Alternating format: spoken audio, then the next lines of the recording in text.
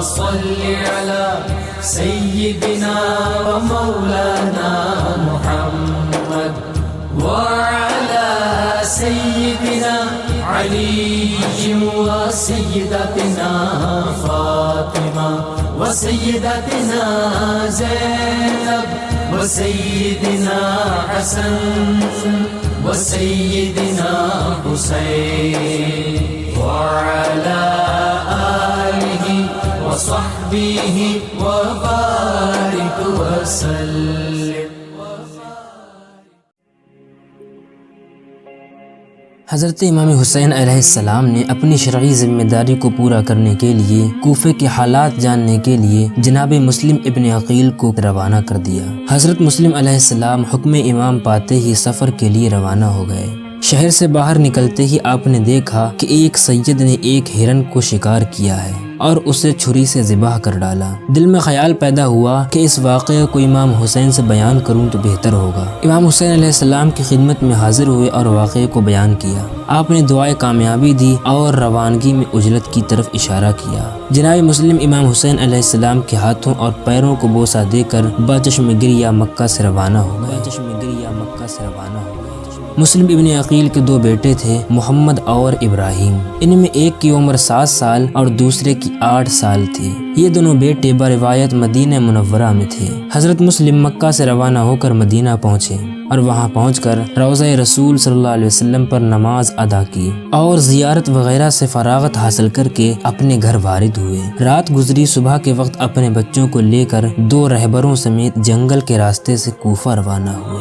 وہ جو 2 رہبر آپ کے ساتھ روانہ ہوئے تھے وہ شدت آتش کی وجہ سے انتقال کر گئے. آپ جب کوفہ پہنچے تو آپ نے وہاں جناب مختار ابن ابی عبیدہ سقفی کے مکان پر قیام فرمایا. تھوڑے دنوں میں 18,000 کوفیوں نے آپ کے ہاتھ پر بیعت کر لی. اس کے بعد بیعت کرنے والوں کی تعداد 30,000 تک ہو گئی. اسی دوران یزید نے عبداللہ ابن زیاد کو خط لکھا کہ کوفے میں امام حسین علیہ السلام کا ایک بھائی مسلم نامی پہنچ گیا ہے. تو جلد سے جلد وہاں پہنچ کر نعمان بن بشیر سے حکومت کوفہ کا چارج لے کر اور مسلم کا سر کاٹ کر میرے پاس بھیج دے. ابن زیاد پہلی ہی فرصت میں کوفہ پہنچ گیا. اس نے داخلے کے وقت ایسی شکل بنائی کہ لوگ سمجھے کہ امام حسین علیہ السلام آ گئے ہیں، لیکن مسلم ابن عمر بحالی نے پکار کر کہا کہ یہ ابن زیاد ہے.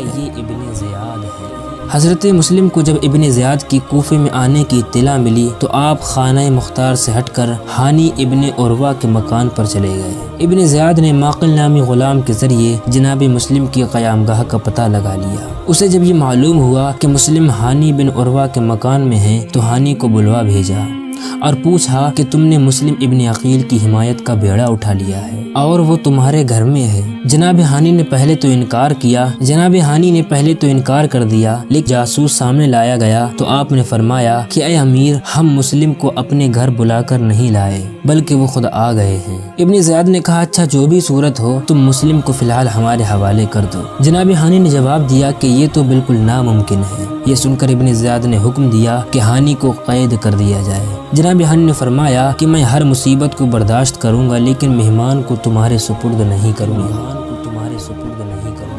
مختصر یہ کہ جناب ہانی جن کی عمر 90 سال کی تھی ان کو کھمبے میں باندھ کر 500 کوڑے مارنے کا حکم دیا گیا. جناب ہانی بے ہوش ہو گئے. اس کے بعد ان کا سر کاٹ کر اور تن مبارک کو دار پر لٹکا دیا گیا. جب حضرت مسلم کو جناب ہانی کی گرفتاری کا علم ہوا تو آپ اپنے ساتھیوں کو لے کر باہر نکل گئے. دشمن سے گھماسان کی جنگ ہوئی لیکن قتیل ابن شہاب، محمد ابن اشعث، شمر ابن ذلزوشن، شیس ابن ربی کے بہکانے اور خوف دلانے سے سب ڈر گئے. یہاں تک کہ نماز مغرب میں آپ کے ساتھ صرف 30 آدمی تھے. جب آپ نے نماز تمام کی تو کوئی بھی ساتھ نہ تھا. آپ نے چاہا کہ کوفے سے باہر جا کر کہیں رات گزار لیں مگر محمد ابن کثیر نے کہا کہ کوفہ کے تمام راستے بند ہیں، آپ میرے مکان میں ٹھہرے رہیے. ادھر ابن زیاد نے باپ اور بیٹے دونوں کو طلب کیا اور دربار میں نہایت سخت اور سست کہا. اس وقت ان کے ساتھی محمد ابن کثیر اور درباریوں میں سخت جنگ ہوئی. بالآخر یہ باپ اور بیٹے دونوں شہید ہو گئے. حضرت مسلم کو جب محمد کثیر کی شہادت کی اطلاع ملی تو وہ ان کے گھر سے باہر برآمد ہوئے. مسلم یہ چاہتے تھے کہ کوئی ایسا راستہ مل جائے کہ میں کوفے سے باہر چلا جاؤں اور اسی کوشش میں گھوڑے پر سوار ہو کر کوفے کے ہر دروازے پر گئے، لیکن کسی دروازے سے راستہ نہ ملا کیونکہ ہر جگہ 2,000 سپاہیوں کا پہرا تھا۔ یہاں تک کہ صبح ہو گئی اور مسلم اپنا لاچار گھوڑا شرع عام پر چھوڑ کر ایک کوچے میں گھس گئے اور وہاں کی ایک بوسیدہ مسجد میں چھپے رہے۔ ابن زیاد اس بات کو بخوب جانتا تھا کہ کوفے ہی میں مسلم کہیں روپوش ہیں۔ اس نے اعلان کرا دیا جو مسلم کو گرفتار کر کے لائے گا یا ان کا سر دربار میں پہنچائے گا تو اس کو کافی مال و دولت دیا جائے گا۔ حضرت مسلم نے دن مسجد میں گزارا اور رات کو مسجد سے نکل کر کھڑے ہوئے۔ جناب مسلم کی حالت بھوک اور پیاس سے ایسی ہو گئی تھی کہ راستہ چلنا دشوار تھا۔ آپ اسی حالت میں ایک محلے میں سرگرداں پھر رہے تھے کہ آپ کی نظر ایک ضعیفہ بوڑھی عورت پر پڑی۔ آپ اس کے قریب گئے اور اس سے پانی مانگا۔ اس نے پانی دے کر فوراً خواہش کی کہ جلدی آپ اپنی راہ پر چلے جائیں۔ آپ نے فرمایا، اے طوع، جس کا کوئی گھر نہ ہو وہ کہاں جائے؟ طوع نے پوچھا کہ آپ کون ہیں؟ فرمایا، محمد مصطفیٰ صلی اللہ علیہ وسلم اور علی مرتضیٰ کا بھتیجا اور امام حسین علیہ السلام کا چچا زاد بھائی مسلم ہوں۔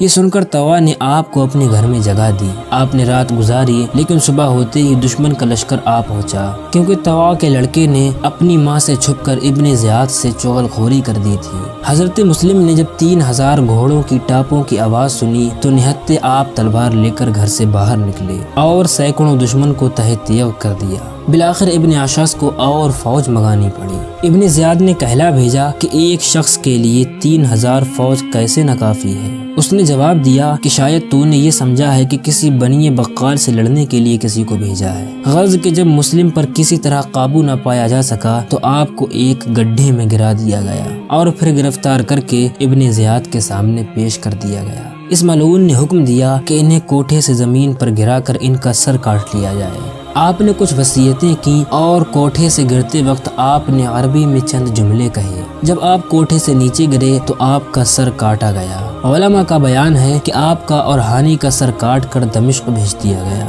اور بقیہ بدن بازار قصاب میں دار پر لٹکا دیا گیا۔ ایک روایت میں ہے کہ دونوں پیروں میں رسی باندھ کر بازاروں میں پھرا رہے تھے اور قبیلہ مزہج نے کافی محنت و مشقت کر کے ان لاشوں کو پا کر ان کو دفن کر دیا۔